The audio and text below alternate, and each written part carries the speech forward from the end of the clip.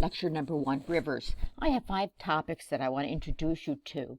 And the first topic is the basic unit of studying a river or a river system, and it's called the drainage basin. And what it is a stream network bounded by a divide. Now, what a stream network is basically composed of our tributaries. They're all connected to one another. And what you have are smaller tributaries flowing into progressively larger ones until you wind up with the main channel flowing off here to the right. So there's our stream network.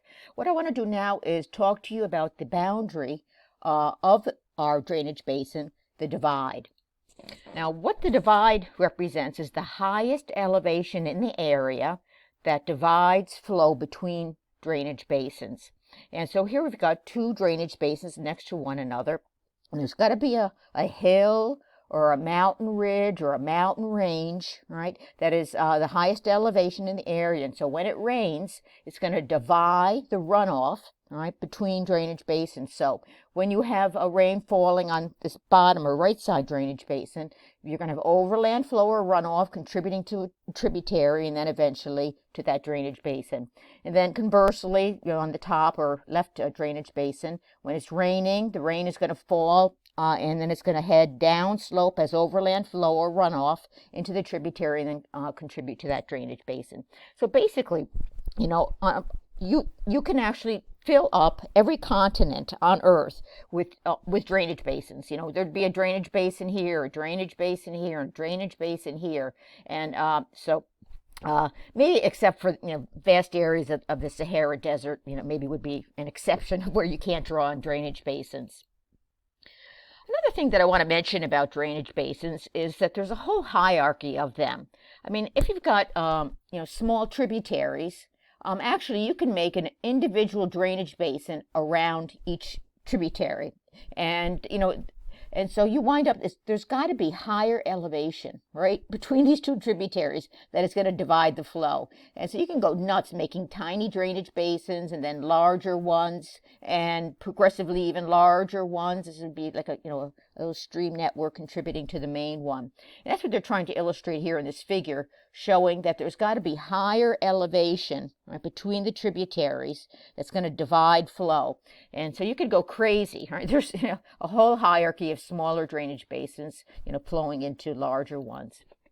Here's kind of a picture of that out in California. We were driving, in the valley where the river was, and there were some dry tributaries that, would be flowing into the main river. And right here would be the outer divide of the main, the larger drainage basin. And then within that drainage basin, you could actually draw in smaller drainage basins for each individual tributary. And so there's a little hill ridge crest making one drainage basin. And then this would actually be another drainage basin created, by just connecting the highest points in the area. All right, so this is kind of what we're talking about, the ridge crest and then rain as overland flow contributing to tributaries in each individual drainage basin. Yeah, and so this is the Mississippi River Drainage Basin. Now, it drains 41% of the United States. And what we've got here is just the larger drainage basins that contribute to the main river system. So here's the Ohio River Drainage Basin, the Upper Mississippi, the Missouri, the Arkansas, and the Red, and then just kind of the main channel of the Mississippi. And so you can even go crazy. I mean, just making little tiny individual drainage basins for each tributary. So there's a whole, scale of drainage basins. All right, the second thing I want to talk to you about is the Continental Divide. It represents the largest drainage divide on a continent. So it's going to be a mountain range that divides the biggest rivers on a continent. Now, for the United States, our continental divide is the ridge crest of the Rocky Mountains, and it divides major rivers flowing west into the Pacific. And so like the Colorado River and the Columbia and Snake rivers would be flowing into the big rivers flowing into the Pacific. And then it's going to divide rivers flowing eastward, big rivers flowing eastward, eventually flowing into the Mississippi. And so that's our biggest drainage divide on the continent. So here's the ridge crest here illustrated. So this would be the high peaks of the Rocky Mountains. And I've just put it in this diagram. I'll show you this picture again. But really, it is kind of neat if you think about it. Here's the headwaters of the Colorado, and here's the headwaters of the Arkansas River. There's got to be a mountain range right here, all right? That's dividing flow, all right, between the Colorado flowing west and the Arkansas flowing east. And the same thing with the Missouri and the Snake River.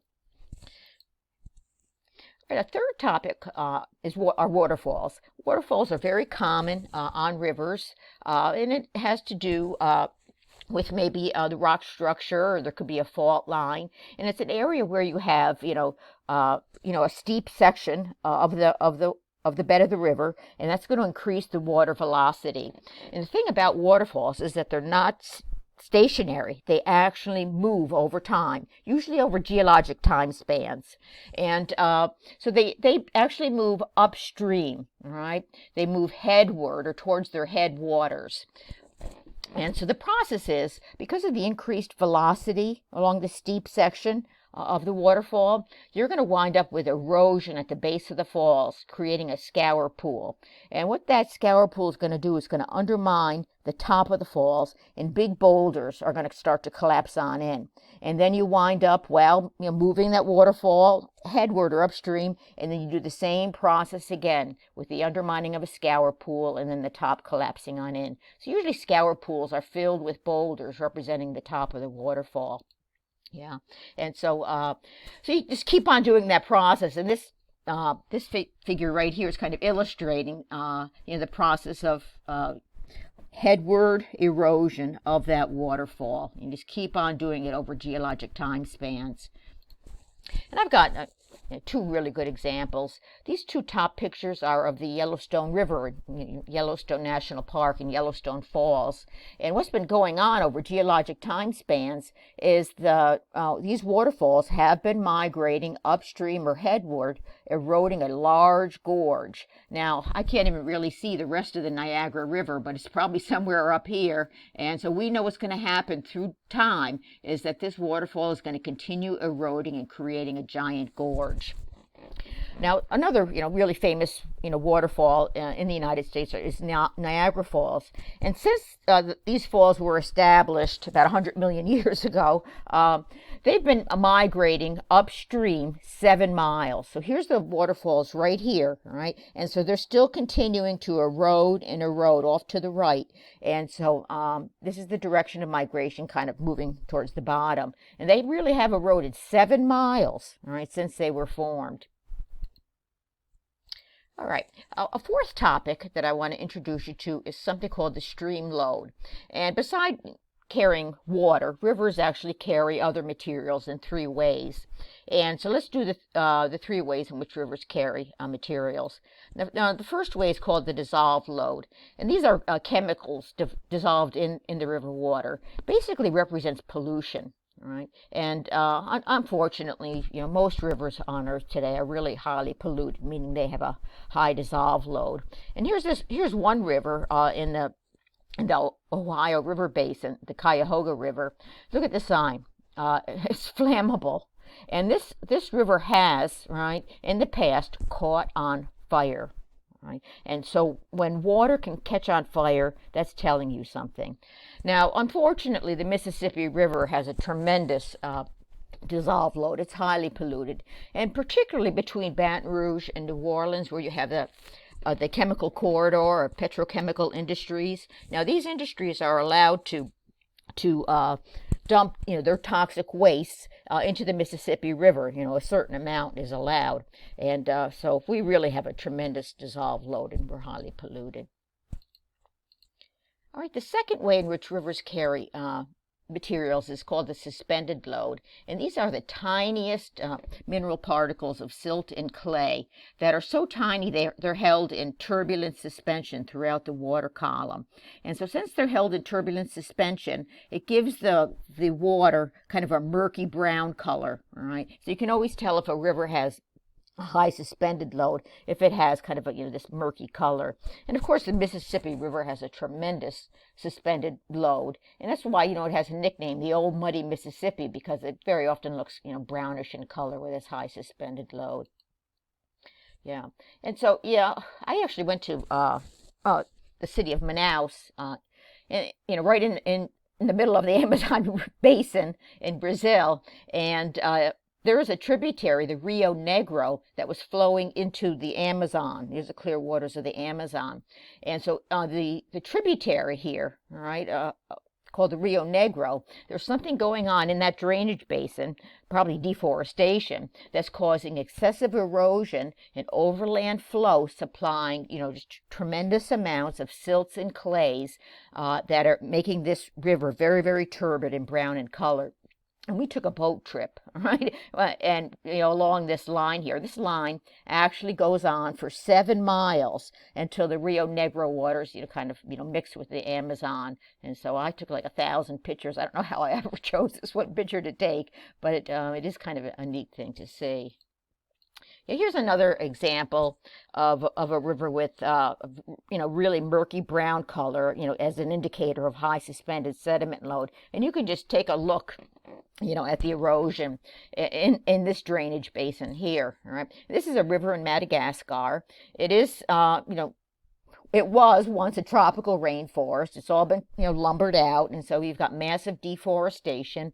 And once you remove the protective vegetation cover in this very rainy climate, erosion is going to take over. And so overland flow is going to contribute those tiny silt and clay particles, and you can just see the gullying and the erosion going on here. I want to talk a little bit more about the Mississippi River. Now, we've already mentioned that the Mississippi has, a very, very high suspended sediment load.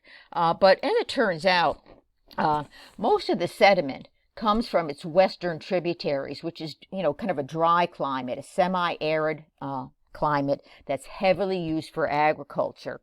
And so during the winter season, when the crops are fallow and the soil is exposed and you have rain, you wind up with overland flow contributing sediments to these tributaries, so like the Missouri and the Arkansas and what have you.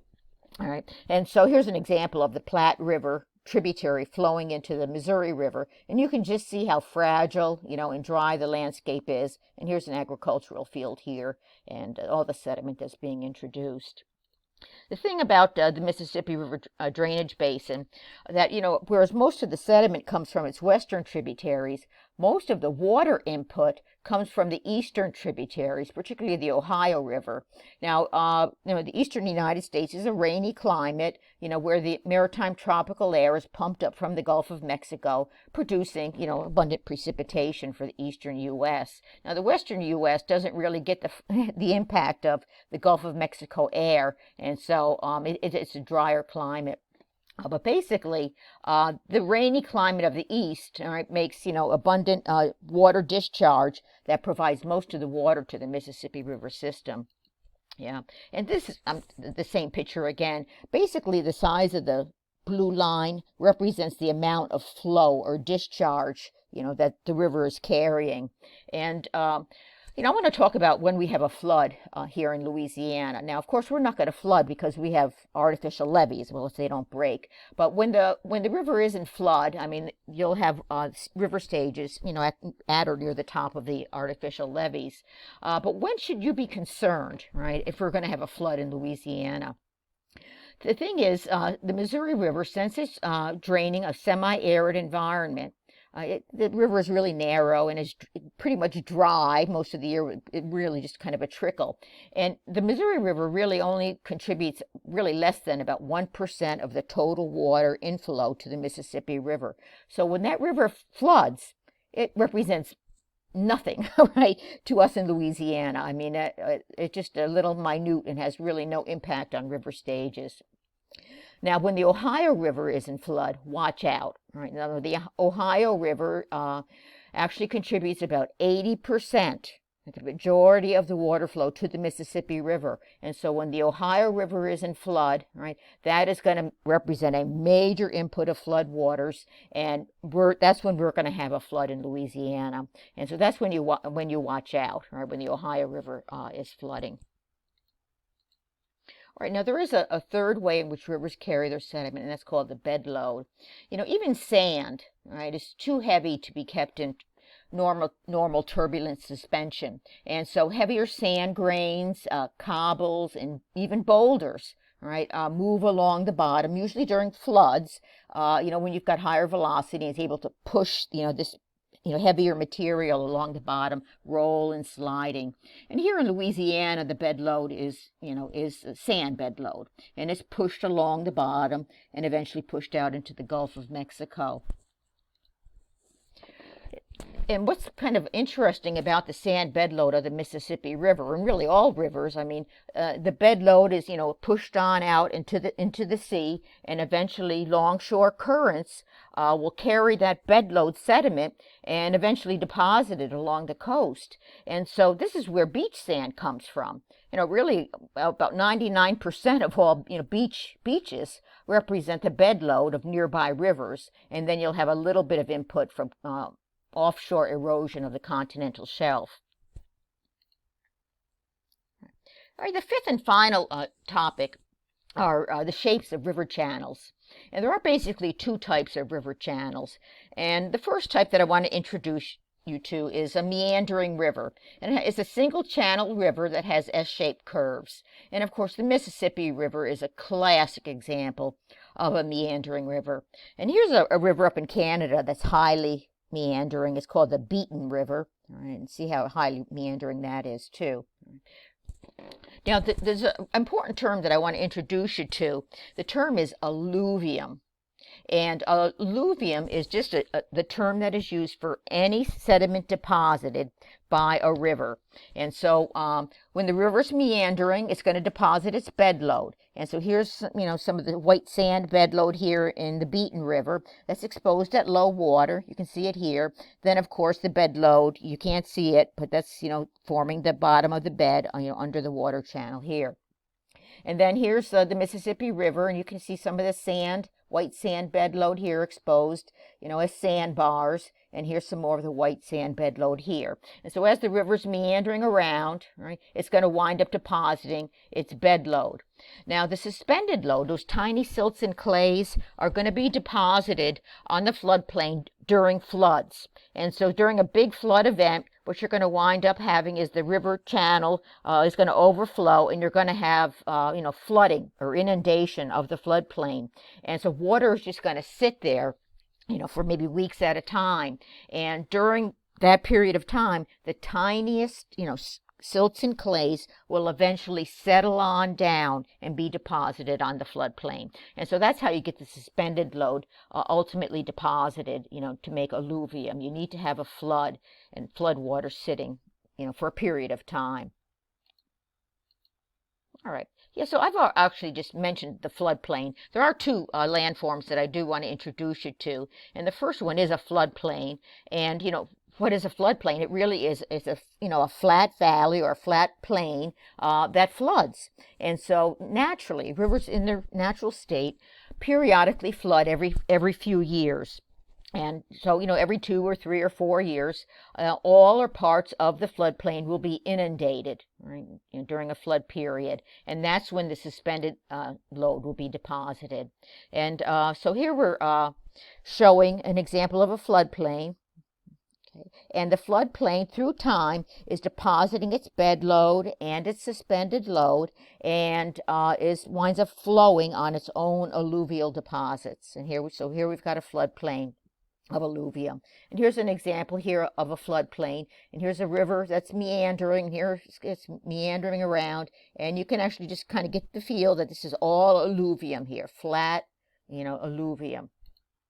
Now, there is a boundary of a floodplain, and it's called the bluff. And it represents, higher ground, right, marking the outer edge of the floodplain. All right, so it's the boundary of a floodplain. And here's a bluff here illustrated. So the bluff is, usually is some other geology. It's not necessarily any alluvium, but it's some other geology, representing the high ground or the boundary, right? And so the river's meandering around, and eventually it will cut into the bluff and enlarge the floodplain. And that's what the river's trying to do right here in this one example. It's trying to enlarge the floodplain by undermining the bluff, and then bluff sediment will be introduced too and form bed load. Yeah, so The Mississippi River has high bluffs, bounding its floodplain. And here's an example of, the high bluff in Baton Rouge. Now the bluff is contoured here at the old state capitol, the castle. This bluff here is about 30 feet higher than the Mississippi River. So it's about a 30-foot high bluff overlooking the river. Now the bluff, of course, has been contoured to make the steps here. Now you might be saying, where's the bluffs here in Houma Thibodaux area?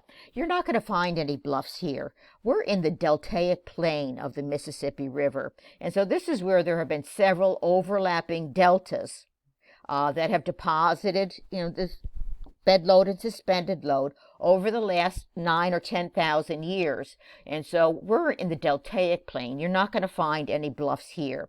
So this is all land that was created over the last 10,000 years. This wasn't here, all right, 10,000 years ago. Now, of course, we're eroding that land. But where do you pick up the bluffs? Usually by the time you get to about maybe Sorrento and definitely Baton Rouge, you start to pick up the bluffs of the floodplain. And so here's where kind of the beginning of the Mississippi River floodplain between Franklin and maybe about Sorrento. And so Franklin, you'll start to pick up the bluffs, and Lafayette is on the western bluff, and the bluff kind of continues on up until you have the Red River floodplain and its bluffs here, of higher, older rock. And so I want to show you a picture of the high bluff in Natchez. Of course, as you move northward or upstream, the bluffs get higher and higher and higher. And so although not illustrated here, the bluffs kind of continue on up. And I want to show you the high bluff at Natchez in Mississippi. Now, the bluff there is definitely over 100 feet tall. And there's the Mississippi River, and it's been cutting into that bluff. And actually, the Army Corps of Engineers were very concerned with the beautiful homes on the high bluff and the antebellum mansions. And you can actually see how the front yards have been eroded away. And so there was a huge project that was completed about 30 years ago, actually, where they actually had to concrete and reinforce the bluff so the river would stop trying to enlarge the floodplain, or stop it from cutting into the high bluff and protect these homes. And you stop right here, all right? And so it is a tall bluff, and it is well over 100 feet high. So if you ever go to Natchez, it is kind of a neat thing to see. All right, we're talking about different channel patterns, and we were just talking about single channel meandering pattern. Now there is another type of channel that has multiple channels, and it's called a braided river.